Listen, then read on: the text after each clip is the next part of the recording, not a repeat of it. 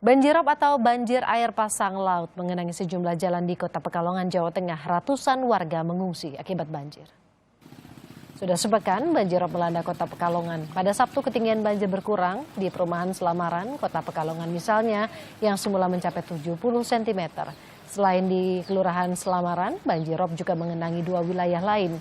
Data dari Posko Palang Merah Indonesia Kota Pekalongan mencatat ada sebanyak 400 lebih warga yang mengungsi akibat banjirop.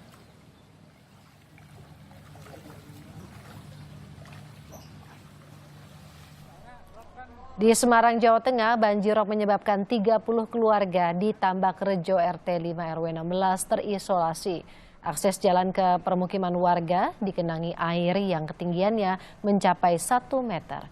Menurut warga, banjirop telah menerjang daerah mereka dalam sebulan terakhir. Selama diterjang banjirop, warga umumnya menitipkan kendaraan ke lokasi yang lebih aman.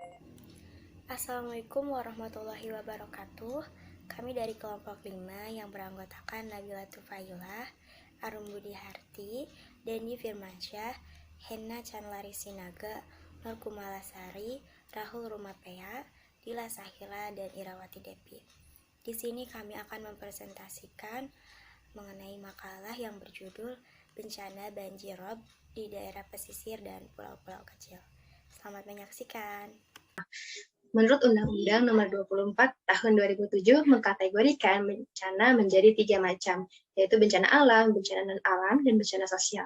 Secara umum, bencana alam dibagi menjadi 3, yaitu bencana alam geologi, bencana alam meteorologi, dan bencana alam ekstraterestrial. Banjirop merupakan bencana banjir yang airnya berasal dari air laut dan termasuk kategori bencana alam meteorologi. Banjirop disebabkan oleh pasangnya air laut hingga mengenangi daratan. Daratan pesisir yang lebih rendah cenderung digenangi banjirop.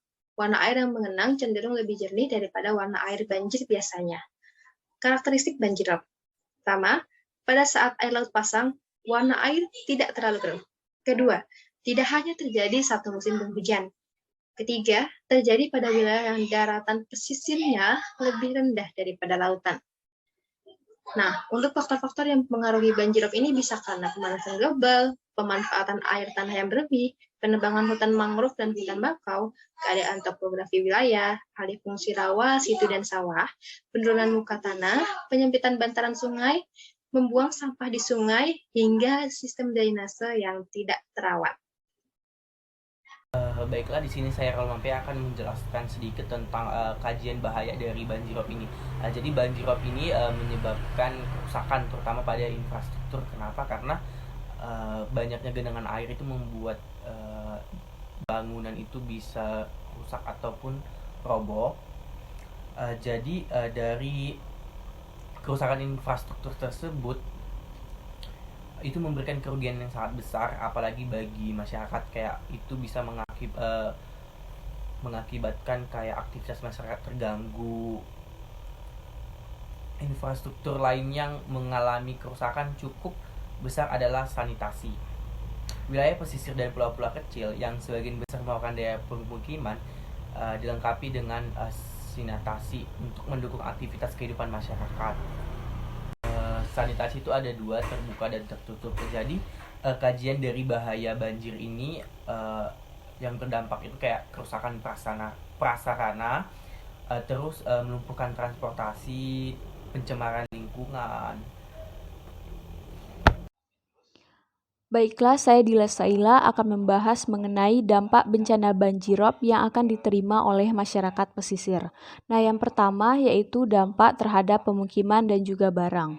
Banjirop menyebabkan terjadinya kerusakan dan semakin menurunnya kualitas kondisi rumah, seperti kusen, pintu lapuk, kemudian terjadinya retak dan tenggelamnya tanah urugan.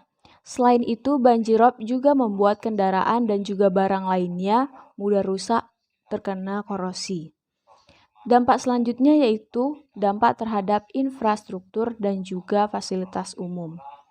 Beberapa kerusakan yang terjadi yaitu kerusakan jalan raya, kerusakan tempat wisata di dekat daerah pesisir, kemudian kerusakan fasilitas pendidikan seperti bangunan sekolah, serta kerusakan tempat ibadah. Nah, hal ini membuat aktivitas manusia terhambat seperti orang tidak dapat pergi bekerja, terlambat bekerja, bahkan komoditas transportasi juga dapat terhambat, sehingga baik secara pendapatan ekonomi juga dapat menurun. Selanjutnya, dampak terhadap penyediaan air bersih dan juga pengelolaan sampah. Keberadaan air yang berasal dari genangan banjir rob menyebabkan kondisi lingkungan di sekitar permukiman pesisir dan pulau kecil menjadi kurang baik. Nah, banjir rob berpengaruh terhadap kebutuhan air bersih. Pengaruhnya berupa kedalaman pipa bertambah akibat perburukan lahan. Air tanah rasanya berubah menjadi air asin ataupun payau. Dan peralatan air bersih cepat rusak karena korosi. Selain itu, terjadinya banjir rob juga mengakibatkan septic tank perlu diperhatikan, seperti penambahan ketinggian dinding tangki dan dikuras setiap 2 tahun sekali. Hal itu dilakukan untuk menghindarkan air dan tinja meluap ke atas. Untuk pengelolaan sampah, dilakukan peninggian TPS dan juga perawatan gerobak sampah. Dampak selanjutnya yaitu dampak terhadap lahan persawahan, tegalan, pekarangan, dan juga tambak. Banjirop di pesisir dan pulau kecil telah menyebabkan terjadinya kerusakan lahan persawahan, tegalan, pekarangan, dan juga tambak. Nah, banjirop telah menyebabkan lahan persawahan tergenang air dengan salinitas yang tinggi sehingga tanaman padi mengalami kematian dan juga kerusakan. Selain itu, banjir rob yang terjadi pada saat pasang yang tinggi menyebabkan kerusakan pada lahan tambak. Dan banyak ikan yang lepas karena banjir menyebabkan air di dalam tambak meluap. Usaha atau resiliensi yang layak dilakukan masyarakat dalam menghadapi bencana banjirop yaitu 1. Ikut mendirikan tenda pengungsian dan pembuatan dapur umum. 2. Terlibat dalam pendistribusian bantuan. Yang ketiga, tidak membiarkan anak-anak bermain di area banjir. Dan yang keempat, mematikan aliran listrik. Adapun upaya mitigasi bencana yang layak dilakukan oleh masyarakat terdampak bencana banjirop, diantaranya yaitu 1. Membangun tanggul dan pintu air. 2. Membangun rumah pompa. Yang ketiga, penyediaan konsep rumah panggung. Yang keempat, pembentukan kelompok kerja yang beranggotakan dinas dan instansi terkait dalam merencanakan upaya penanggulangan bencana. Dan yang terakhir, penyediaan konsep penataan ruang yang akrab akan bencana.